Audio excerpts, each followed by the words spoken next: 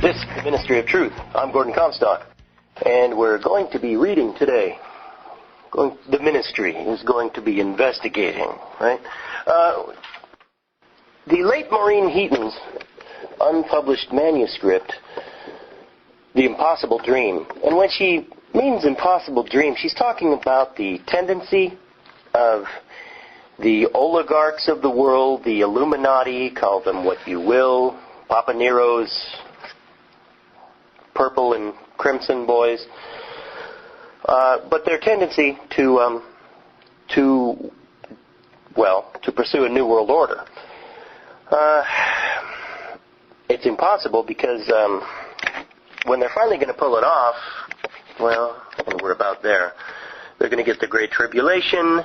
Jesus is going to come back and drop some elbows on all of the sinful oligarchs involved. Then he's going to judge everybody else. So that it's impossible. You're not going to have this perfect utopia. But Maureen Heaton wrote this book, this unpublished manuscript, and pointing out, just highlighting the scurrying cockroaches and their activities. And so this book, this manuscript, The Impossible Dream, it comes highly recommended by the Iserbeats, Sam and Charlotte. And anyway, today we're looking at chapters 11 through 14. Here goes. The late Maureen Heaton's unpublished manuscript, The Impossible Dream. Chapter 11, It Doesn't Make Sense. Let's face it. Many of the activities taking place today don't make sense. Neither those being carried on in the name of government, nor many which, to all appearance, seem to have no connection with government. So I may be forgiven if I suggest that there is an overall pattern which provides reason to believe there is a connection, even if none is visible.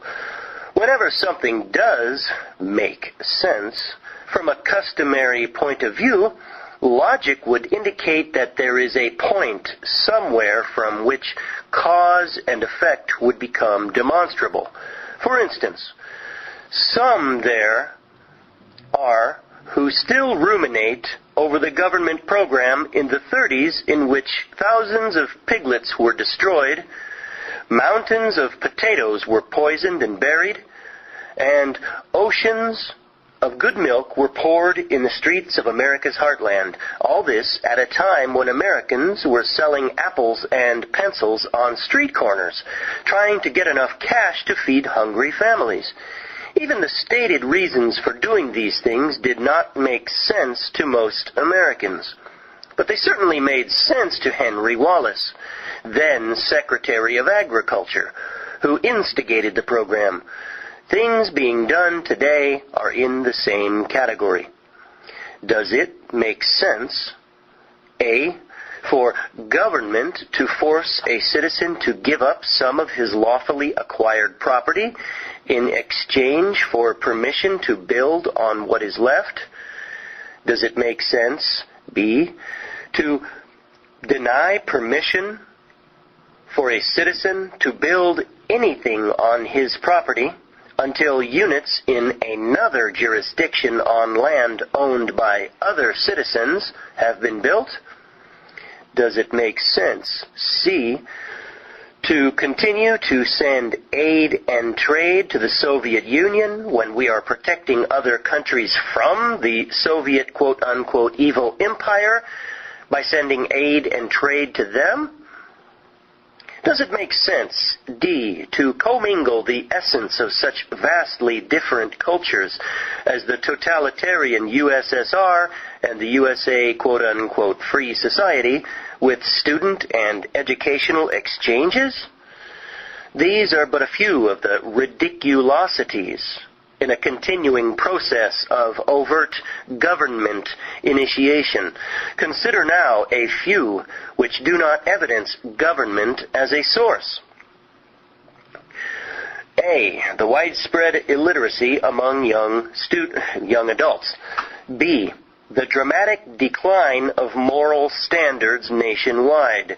C, the incessant, unyielding exposure of incidents asserting the perfidy of elected officials. D, the astronomical suicide rate among teenagers. E, the appearance of the street people, I guess she means homeless. Or F, the proliferating incidents of child abuse and mass murder. Does it make sense, A, to ignore does it make sense to ignore the easily checked fact that the first two of these sad states were predicted at the time would result from the innovations initiated in education in the government schools more than 40 years ago? Does it make sense to ignore the easily checked fact that the first two of these sad stats were predicted at the time would result from the innovations initiated in education in the government schools more than 40 years ago? Or that the third one up there has a 20-year history of a planned assault, or that the fourth was not considered as a possibility until about 20 years ago when death education began to become part of the curriculum in the government schools, or that the fifth one above can be traced to the revisions and treatment of the mentally ill, or that the sixth, there is no serious attempt that has been made to determine a cause for the sixth. Year after year, and for many years, Americans from border to border and coast to coast have wrestled with these ridiculosities, and 1,000 more. Whence come these nonsensical situations? Why so many? How have they continued to plague the citizens in the face of constant resistance? If this government is operating under the Constitution, that's a big if, the citizens should have the last word. If it doesn't make sense that those elected to office won't listen to that word, then why doesn't it? Let us then create a position from which all the myriad seeming idiocies do make sense. Insistently over the years, there has been an undercurrent of opinion in this country, particularly among the upper echelon of society, which speaks of an intent to create a world authority in which the United States of America would become one of many states in a United Nations of the world. A small voice lost in the babble of third world demands.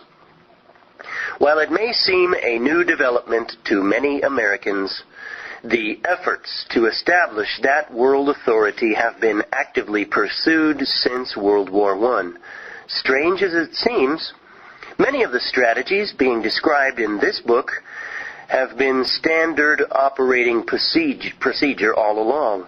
The peace at any price movement, the fear tactics of the anti-nuke movement, the International Organization to Keep the Peace, quote unquote, have loomed large from the beginning. In the exhibits section of this book, there is a photocopy of one from, oh boy, it's cut off, I'm sorry. The margin's cut off. From an issue of the Student Quarterly magazine of Pasadena, California, High School for November 23. Those who have succumbed to the idea that, quote, now that there is an atom bomb, we must not have another war, unquote, will find the lead article in that quarterly interesting, at least. Entitled, quote, The Prevention of War by Means of a United Nations of the World, unquote, the article begins, quote, we are told that the next war will last only 3 days, possibly a week. At the end of that time, all the people on this planet will be dead, unquote. It continues with arguments promoting the, quote, United Nations of the World for 3.5 pages of a very slim magazine. building a picture of, quote, the only hope for peace, unquote. Some of these arguments are only too familiar today, like this one. Quote, national sovereignty should exist only so far as it does not interfere with the function of the world government, unquote. The article ends with, quote, the United Nations of the world will not be a complete success until all the nations of the world have joined. In the meantime, education of all the people of the world will do more than any other thing in helping to realize this ideal, unquote. Skeptic that I am, Maureen Heaton is, I questioned whether a student actually wrote this propaganda. My skepticism was justified at a later date when research revealed the source for these unusual quotes. See the documents section. Okay. For the purpose of this discussion, the source really doesn't matter. What is important here is what can be learned from this almost 70-year-old document. That lesson includes exploring the evidence that it is miseducation which is making it possible for this dream to be realized. Consider these statements of record. 1. A United Nations in 1923. 2. An end to national sovereignty in 1923. 3. A super war without survivors in 1923. Yes. Oh, wow. Maureen Heaton, wow, where'd she find this? So this article really referenced nuclear bombs, United Nations, and international sovereignty in 1923, long before those were supposedly invented. Wow. This smacks of the mid-1800s letter from Albert Pike to Mazzini, those two Illuminati scions, where the three world wars thing, where he predicted that. Wow, that's too prescient. That's creepy. Okay, getting back to Maureen Heaton's words. Yes, she says, in 1923. And ever since then, the cry of peace, peace, when there is no peace. Almost 3/4 of a century of promoting internationalism, of implanting concepts in students' minds instead of giving them the tools to create their own concepts. And how? Of attacks on citizens who wantonly keep bringing up the Constitution and its horse and buggy, quote-unquote, methods of governing, of deliberate promotion of promiscuity, pornography and prurience. America Firsters, they were called, all those who openly decried these aberrations. Parentheses, as though putting America first was a bad thing for Americans to do. End parentheses. Super patriots, 100%ers, right-wing, extremist, isolationist, ultra-right, radical. What is wrong with being patriotic? What is wrong is that patriots are inclined to expose the soft underbelly of deceit and trickery needed to change the course of history. They are apt to insist on facts truthfully presented. They are prone to argue that it is not the people who cause wars. They are prone to get in the way of quote-unquote progress. Progress toward that one world dream, which they see as a nightmare. They do not hesitate to point out fallacies and deceit, and those who use these to destroy tried and true methods of governing. It is to allow the most powerful men in the world to continue garnering ever more power that patriots are purposefully stripped of their respectability.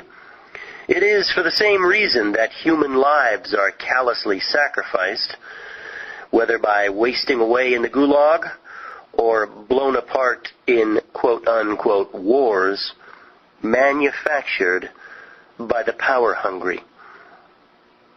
Dreams of power have ever ended in pools of blood.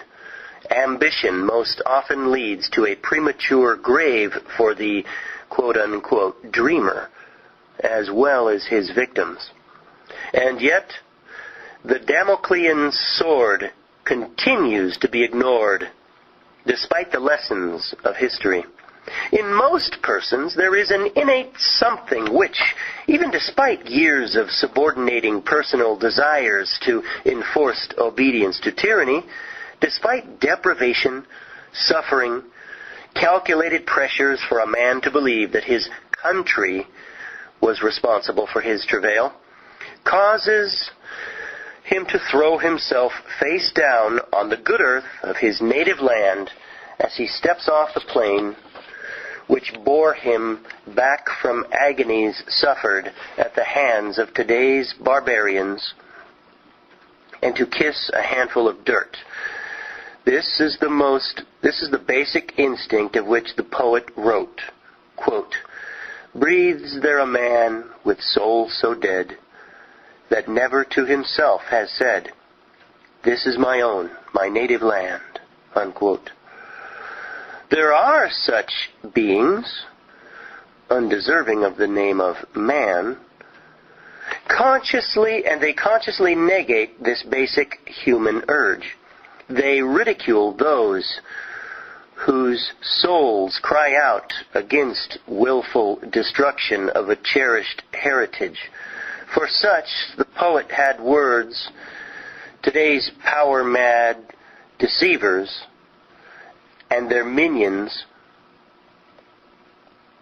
their lick-spittle cooperator minions should heed. Quote, "If such there be, high though his title, proud his name, boundless his wealth as wish can claim, that wretch shall go down to the vile dust from which he sprung, unwept, unhonored, and unsung," unquote. Unless, of course, the 100-year war against honor, duty,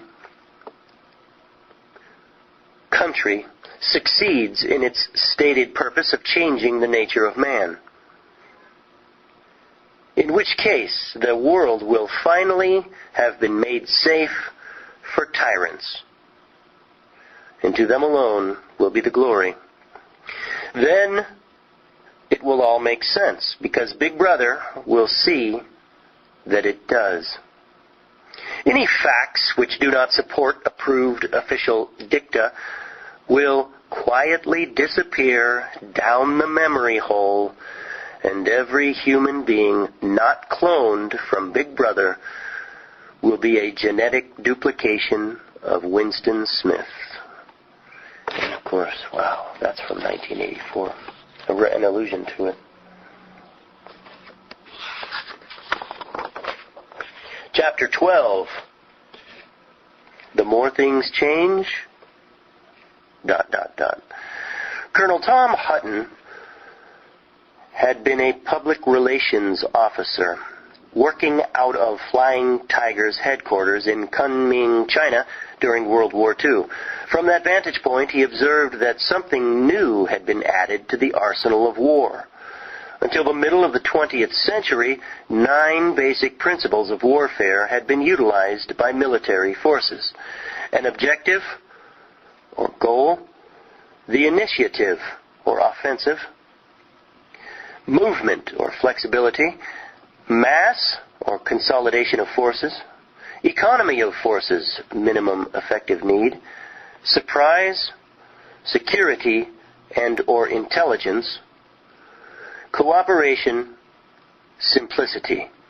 When Colonel Hutton recognized the use by the Soviets of what he later termed, quote-unquote, the dominant principle, parentheses, dominant because it can pervade all the others, end parentheses, he dubbed it SPX, Soviet Principle 10, and he identified it as paralysis, in particular, paralysis of the will to resist. His research found it had been activated by the Soviets and used experimentally on their own people before being integrated into official Soviet military policy. In his military capacity, Colonel Heaton regularly reported to his superiors on the activation and use of this new principle in the pressures to topple the anti-communist government of Chiang Kai-shek. He documented the participation of the United States State Department in the use of this new strategy against an ally. For this contribution, Heaton was awarded the Legion of Merit, which was presented to him by Generals Chennault and Wiedemeyer. After the war, as a private citizen, Colonel Heaton formed an external alliance with other ex-intelligence personnel to study this technique and to exchange information about it. In time, the group took the name of SPX Research Associates, or SPXRA, and began sending intelligence reports to military and other official personnel with a need to know. When the Berlin blockade was set up by the Soviets, Colonel Heaton was recalled to duty and ordered to Germany to serve as Chief of Intelligence in the military government which had been created to guide that benighted country back into civilization and self-government. During that service, he saw further evidence of SPX, which convinced him that SPXRA should be a continuing ex officio body, and it was registered as such with the Office of External Intelligence Research. Oh, Maureen, she's going to continue hitting us with the acronyms. Oh, I hate acronyms. Bear with us, folks. For 17 years, SPXRA competently, quietly, and unofficially did a job which should have been the responsibility of the War Department or its successor, the quote-unquote Defense Department. SPXRA did that job thoroughly, well, and at no cost to the taxpayers. In 1958, the continuing advances of the communist offensive for global conquest seemed to make it imperative that not only officials, but concerned citizens as well, should have the information SPXRA was developing, and they authorized release of their reports to patriots known to them to be responsible and reliable. Colonel Heaton began to lecture publicly on aspects of SPX which were considered to be in the public interest and of public concern. The first big offensive move SPXRA took against SPX, getting hit by the acronyms right and left, was a staff report on, quote, the Supreme Court as an instrument of global conquest, unquote, which was presented at a hearing of the Senate Subcommittee on Internal Security. In that report, the staff of SPXRA documented the SPX presence in recent decisions of that quote-unquote guardian of the Constitution in relation to the impact of those decisions in aiding advances of the communist movement. That report was immediately suppressed. Naturally, right? It was brought to public attention only through a private organization which printed and distributed it for SPXRA. It was Colonel Heaton who first broadcast the facts about the communist nature and Soviet support of the Castro forces in Cuba on a nationwide hookup. It was Colonel Heaton who drafted the report which told the truth about the rebellion of the freedom fighters in Hungary.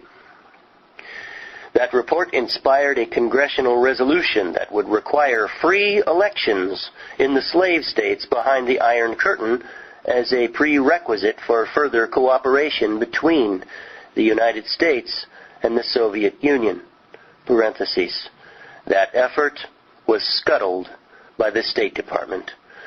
So much for congressional influence in matters involving the unholy alliance between the land of the free and the home of the slave.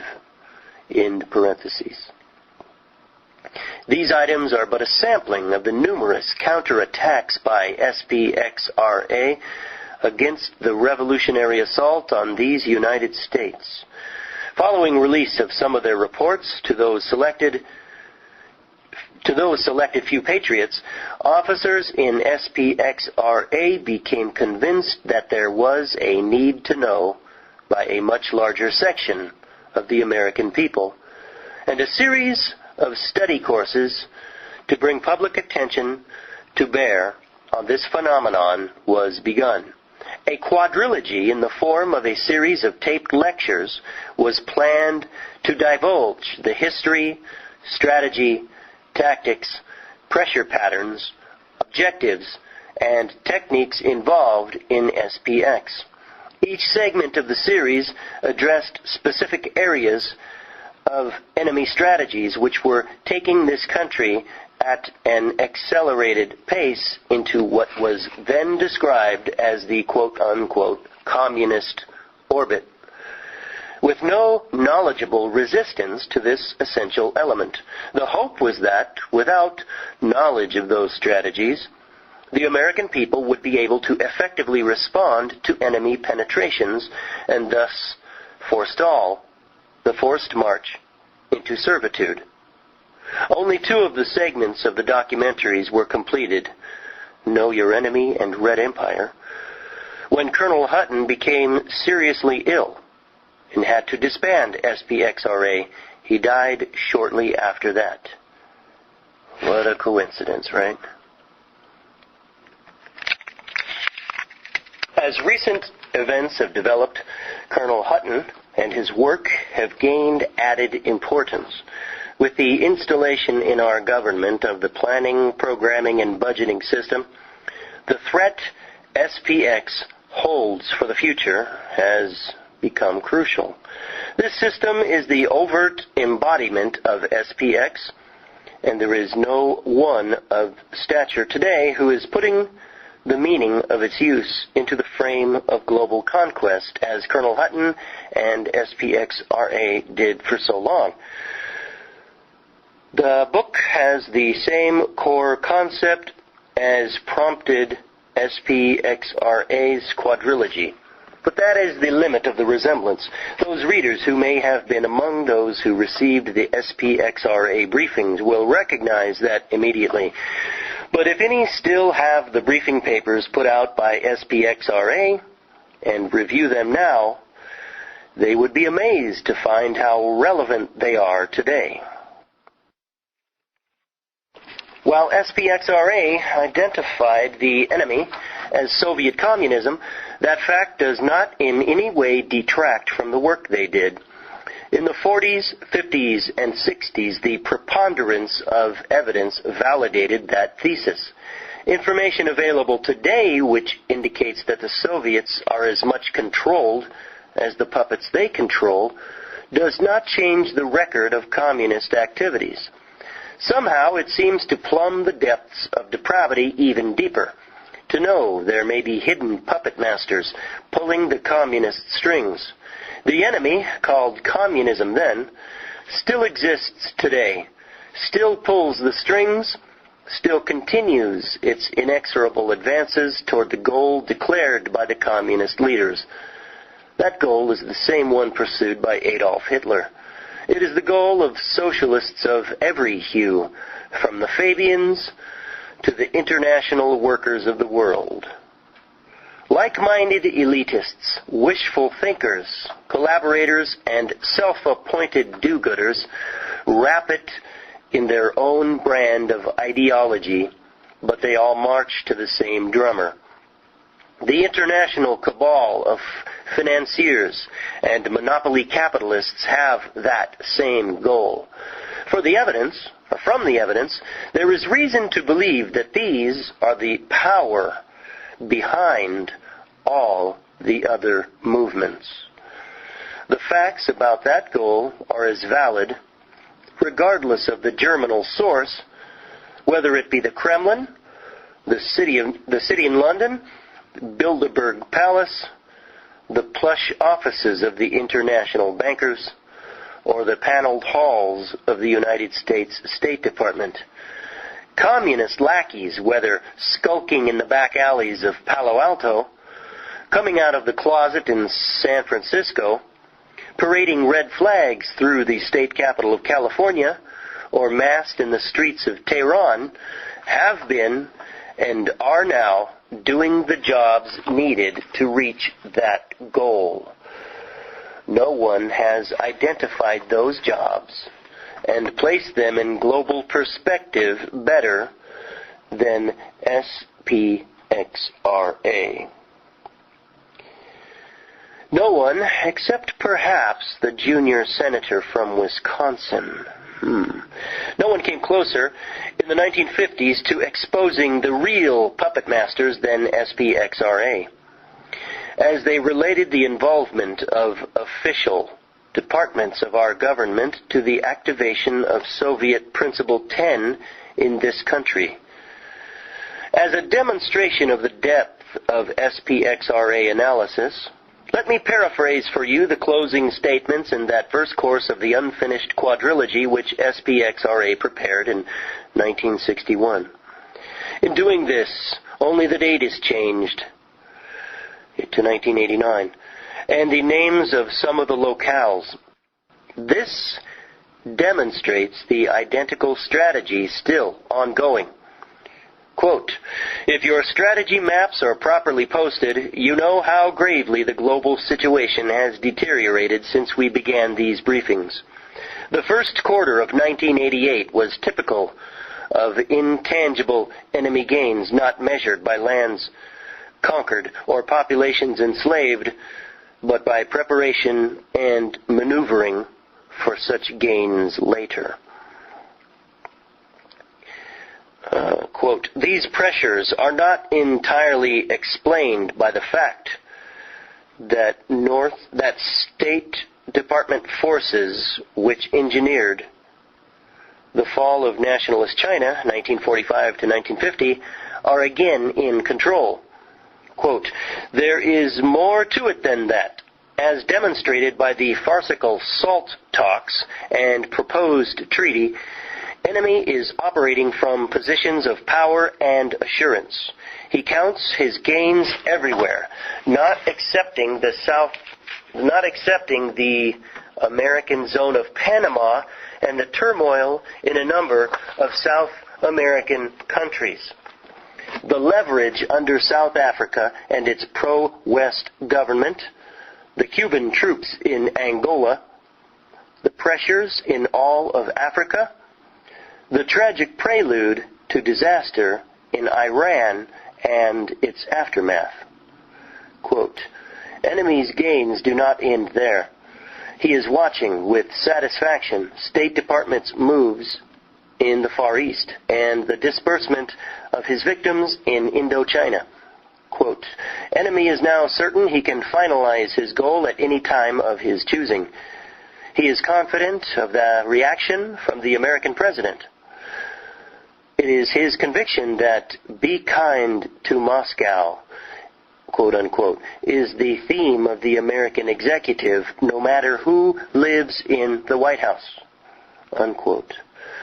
May God rest the soul of Colonel Tom Hutton, who gave full measure of devotion to the country he loved and set an example of courage and objectivity and patriotism which can only benefit all who truly treasure individual liberty and oppose communism and all its handmaidens, for exposing the fraudulent premises on which its goal is based. I really wish she would have written later on, repeated what all those SPXs meant. Chapter 13. The Communist Myth. Okay, Maureen, redeem yourself. Come on. No more acronyms. Sporadic investigations of radical movements of every hue occupied official bodies in the United States for over 60 years, reaching a peak after World War II. The voluminous hearings and reports which resulted have exposed communist theory tactics, and strategies, and created an indisputable record of perfidy which almost defies belief, while lesser cooperators in this country have been the usual target of such hearings. Occasionally larger fish have been caught in the nets of committees charged with protection of the security of these United States. The involvement of such luminaries as James T. Shotwell, Owen Lattimore, and Alger Hiss in this official record of subversion are indicators of a higher level of power and influence than has ever been officially documented, and of the presumption of a cabal behind them, which has remained untouched in official records to this day.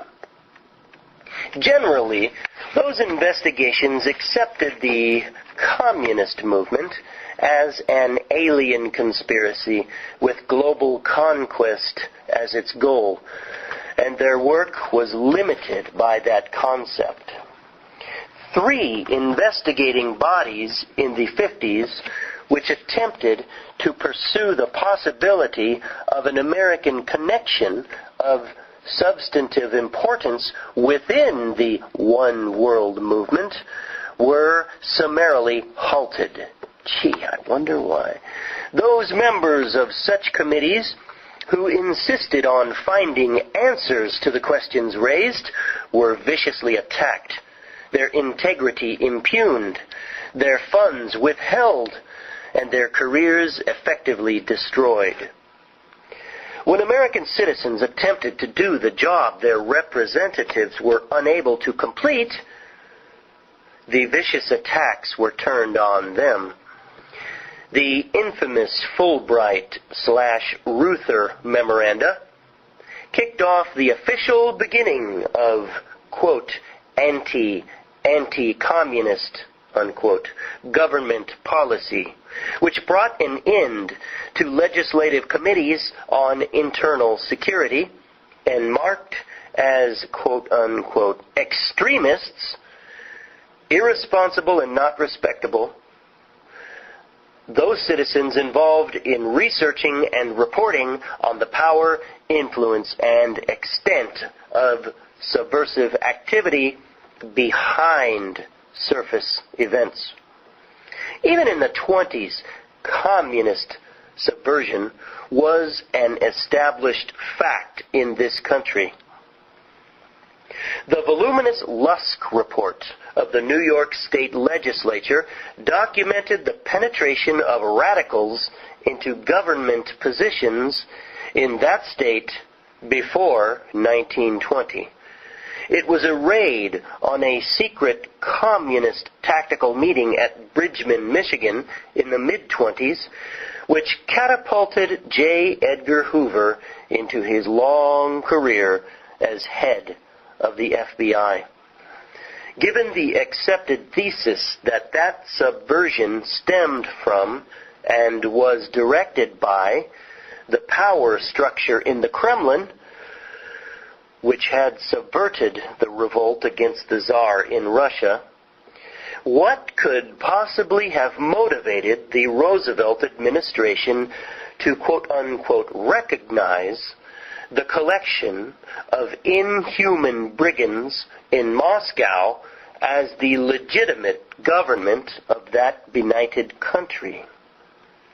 Even in the 20s and 30s, the Russian people were, quote, voting with their feet, unquote, as waves of refugees braved the dangers of a policed border, desperately trying to escape the most cruel oppression known until that time. There is no conceivable excuse for the administration in Washington not to have known that tyranny was official policy in the Soviet Union, and that agents of those Soviet tyrants were actively engaged in subversion in this country. There is no rational explanation for bestowing, quote-unquote, respectability on that illegitimate band of scofflaws, by such recognition unless one posits that there was a linkage between them and the super elite in this country. Thank you, Maureen. Yeah, well, read Animal Farm by George Orwell. That will come through. It has been established that there was involvement of the elite financiers in the United States and London in the Leninist abortion of the Kerensky Revolution. The goals of communism and those of the establishment here are compatible. Yep, again, read Animal Farm by Orwell. The strategies and tactics of both are interchangeable. By placing American foreign policy in the frame of an intent, as acknowledged by the then head of the Ford Foundation, to Norman Dodd, counsel for the U.S. Senate Committee investigating the foundations, to, quote, so manage the affairs of the United States that it can comfortably be merged with the Soviet Union, unquote. It is possible to discern, then, the logic of Roosevelt's, quote-unquote, recognition of the Soviets. Given these factors and that mutual goal, the question must be asked, how and when were the goals of the United States changed, and by whom? Officially, they never were. Factually, it happened in the early part of the 20th century. But the American citizens were not informed of it until Dwight David Eisenhower's elite committee was given the task of enunciating the new goals for America. It was in response to those unannounced goals that this nation was programmed for the managed and controlled future planned so long ago. Only after those goals were in place could the planning, programming, and budgeting system, PPBS, be activated. That system has now been installed throughout the various governments, federal, state, local, and of course in the schools. As of 1990, the PPBS, Planning, Programming, and Budgeting System, is already operational on a massive scale, with only a comparative few rural areas yet to be brought online. It is a moot point whether its capability is not already too entrenched in this battle for the mind to permit a reversal. That cannot be determined until a major attempt is made to short-circuit it. Time is of the essence. With each passing day, exponential numbers of citizens succumb to this systematic control. Every day, inroads are being made into those few remaining non-conforming enclaves of government. Attempts to bring attention to this truly vital movement into total control are being successfully diverted in the same way a magician diverts his spectators by centering attention on unrelated movements. Internationally, the issue of the quote-unquote communist threat and its multifaceted activities, with the added confusion of so-called quote-unquote democratic movements, the quietly executed erasure of the Canadian-American border, man, has that ever been heating up since 1990, especially this year, in 2007, 2008. The proposal for a buffer on the Mexican-American border, the continuing focus on Central American Central/American unrest. Nationally, the NSC Iran Gate, the Hydra-headed political issues, including the quadrennial election, the payoff to the Japanese internees, the travails of the Attorney General, the probes of elected officials, the radical changes in Supreme Court decisions, the so-called drug war, and on and on. Locally, the flames of long-burning issues are fanned, or new issues are whipped up to distract attention from the installation of computers, replacement of quote-unquote outdated accounting and budgeting practices, hiring of systems experts, quote-unquote, etc. The hard reality of a clear and present danger is obfuscated by the lingering quote-unquote threat of the communist myth.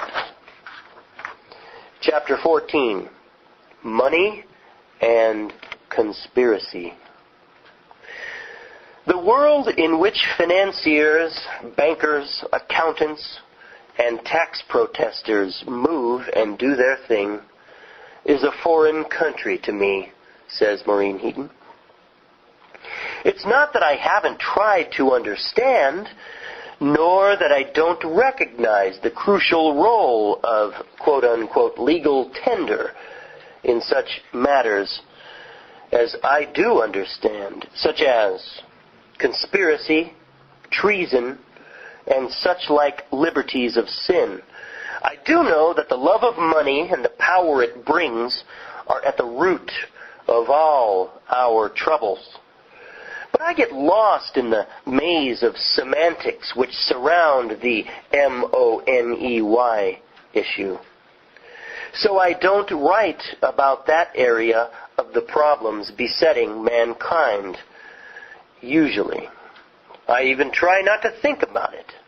Despite my blind spot, I am about to make an exception, parentheses, for cause, as you will see, end parentheses.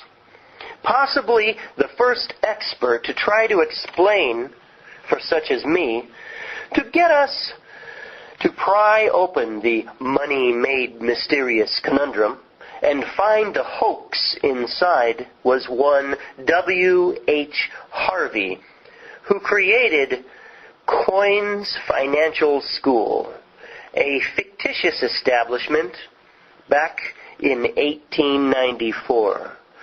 Harvey dedicated his school to the cause of making money unmysterious.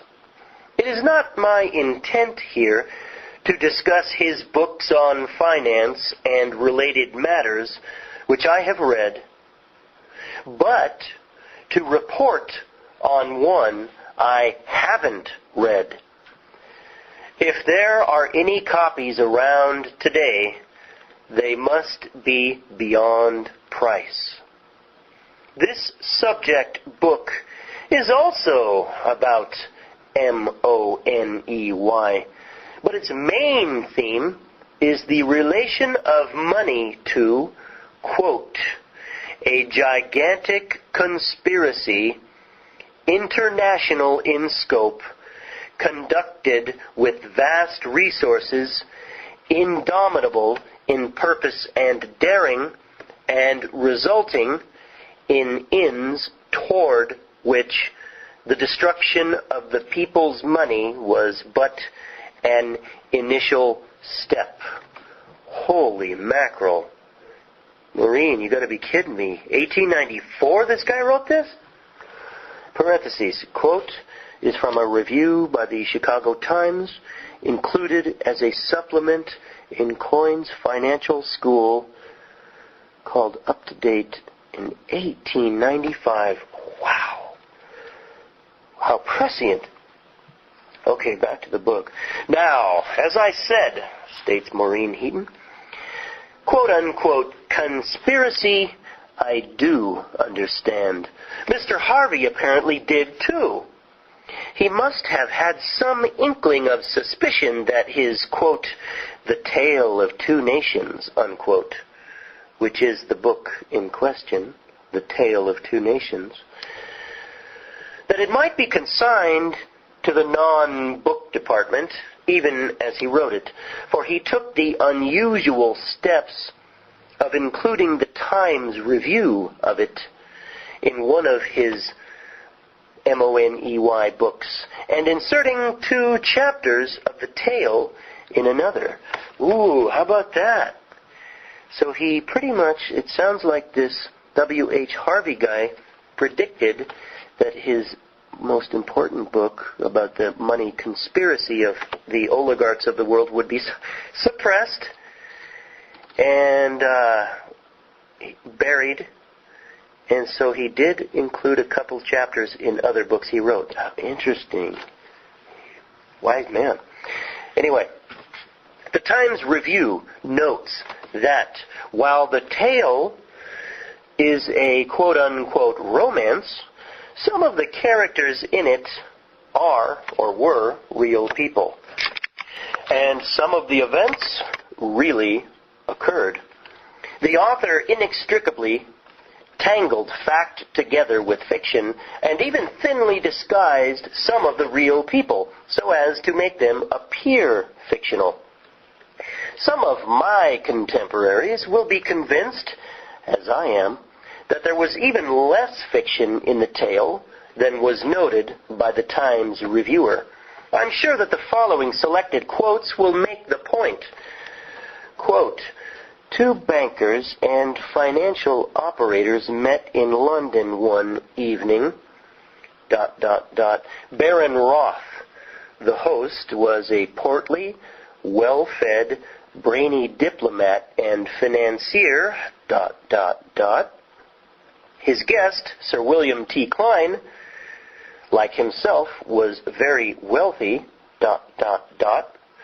Both believed in the power of money. ... unquote.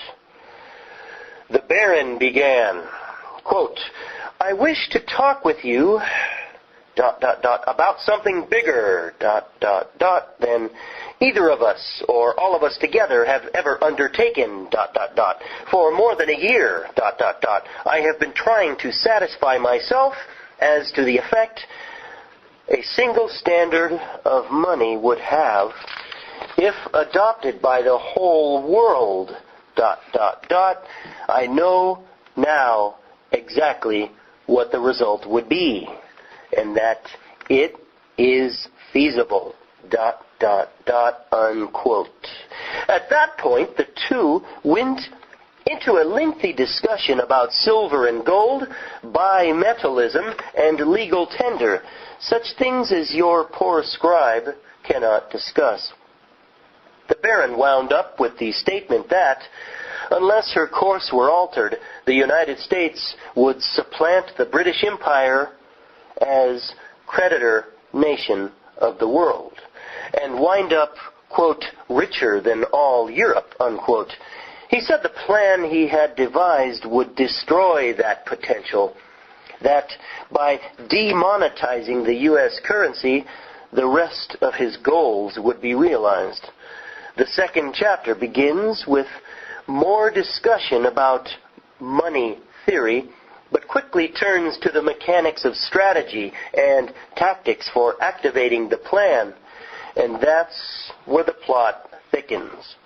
Sir William protested that the Yankees were too smart to allow such manipulation, but the Baron smugly replied, quote, this is a one-man's world. One man on the Finance Committee in the Senate, and one man on the same committee in the House, and £100,000, and the job is done, unquote. Again, Sir William protested, quote, I think you have underestimated the integrity and sagacity of the American Congress. The proposition will be combated, and it will raise a storm throughout the Republic, and your agents will be powerless, unquote.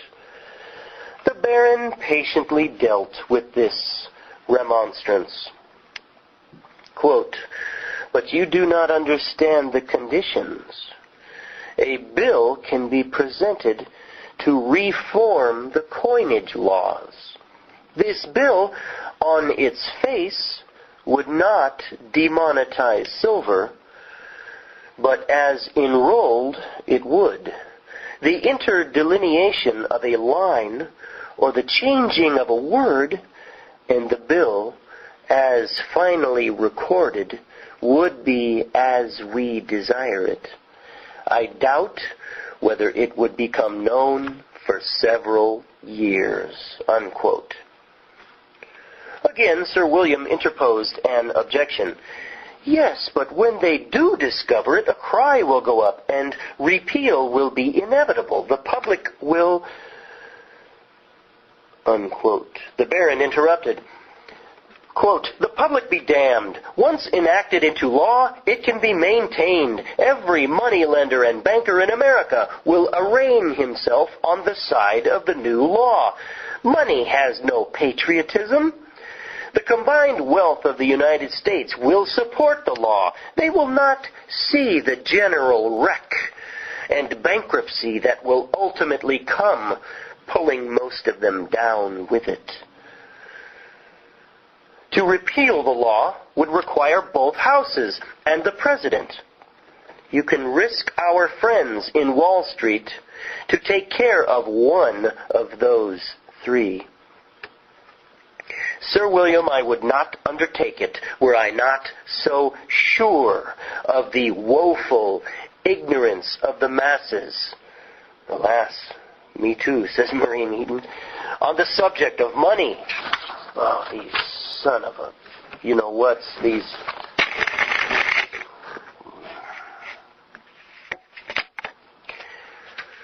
Wow. This brood of vipers, right? The money lords. Quote, "When the effects of our plan set in, they will act like a nest of rattlesnakes in dog days. They will wriggle and twist and bite each other." I can't believe this was written in 1894. This is unbelievable. "They will lay it on everything but the right thing. It will establish two classes, the rich and the poor, the first to enjoy this world, and the other to live by waiting on the first. We must crush their manhood and independence by making them poor. They then make good servants and gentle citizens." Unquote. Oh my gosh. Sounds like Orwell's prophetic, dark, ultra-pessimistic quote from O'Brien at the end of 1984.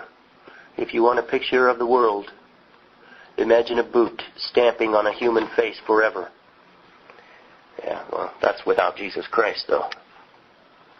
I don't know how you atheists do it, man. What do you even get out of bed for? Okay, getting back to the book, we're almost finished with chapter 14. In that statement, returning to Maureen Heaton's words, in that statement is the kernel of the goal of the conspiracy which has devastated this country in fact. And it was written almost 20 years before this plan was made operative in 1913. Later, the Baron told how he would protect the co-conspirators in the American Congress. Quote, "When Congress is about to adjourn, things are done in a great rush. In rare instances, bills are vetoed on without being read, an explanation being accepted instead. It is usual to grant a member the right to have his speech printed in the record without ever having delivered it. In this way, we will have no trouble in showing afterward that the bill, as passed, was explained to be just what it was." Unquote. "And now I ask you," says Maureen Heaton, "gentle reader who understands M-O-N-E-Y, was that what happened in December 1913? when a majority of a minority of Congress approved the quote-unquote Aldrich Plan and passed the Federal Reserve Act? Yeah, Maureen, that's what happened. Addendum. Shortly after this chapter was published as a regular column, I received a package in the mail in a plain wrapper with my name as returnee, as well as addressee. In it was a paperback copy of The Tale of Two Nations. Now that I have read it, I wouldn't change a word of the content of this chapter. Maureen Heaton. Wow, somebody sent her a copy of that anonymously. Okay, those were chapters 11 through 14 of the unpublished manuscript by Maureen Heaton called The Impossible Dream. The reason I'm reading it, folks, once in a while I will get, people will tell me, why? Have guests on. What are you reading books for? Well, there is a minority of people. I'm one of them. You know who you are. A minority of people who are audio learners. Now, just by the fact that you're listening to shows like this on the internet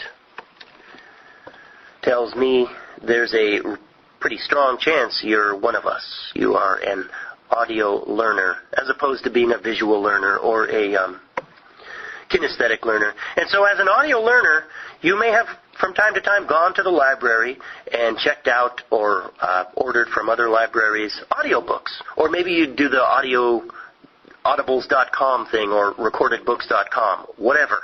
You know what I'm talking about. You get some cool books that way sometimes. You get a lot of reading done while you're driving the car, folding the clothes, whatever. And, you're multitasking. And, but there's the thing about that is, your public library is never, ever going to have the kind of books on audio that I am reading for you. So, you few people who are bored by this, go away. Don't bother us. There's a minority of us that you're bothering when you tell me to stop reading books like this. Shut up. People are different. This is a rare opportunity to actually get through this book, this manuscript by Maureen Heaton. And if you ever hear any interview online, or any past interview from Charlotte Iserbyt, I honestly have never heard an interview of her where she does not mention this manuscript by Maureen Heaton and commend it highly. She's always talking about this manuscript. And 3 or 4 times in different interviews I have heard her commend this manuscript, and I kept scratching my head saying to myself, man, I'd like to someday check out this book by Maureen Heaton. What's so cool about it? What's so insightful about it? What does it expose? Well, I'm doing it now for the benefit of myself and for you audio learners in my audience who like audiobooks and know that you'll never find one like this in the library. Anyway, that's it for today. I think it should be noted that as I am taping this show for the first time, I am at work. It's after school. I'm in my classroom, my empty classroom after school taping this. I am a public high school teacher, as some of you know who've listened to past shows, and I'm not allowed to teach. I'm not allowed to teach. I'm not allowed to teach. What they're doing. And Maureen Heaton, she's going to get into education more. This programmed, robotic, regurgitating education that we call public education in America now. It's criminal. It ought to be criminal. The way we're being required to teach and how we're not being able to teach and what we're not being able to teach, it's just criminal. I mean, it goes way beyond the evolution and atheism thing and oh boy. Anyway, I just thought I'd throw that in there. Yeah, here I am, looking out at these desks, these empty desks, which tomorrow again will be filled with empty skulls that I'm not allowed to fill.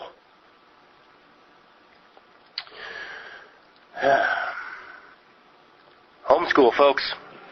What am I doing here? God, I don't know. God, help me. Help me out. Get me somewhere.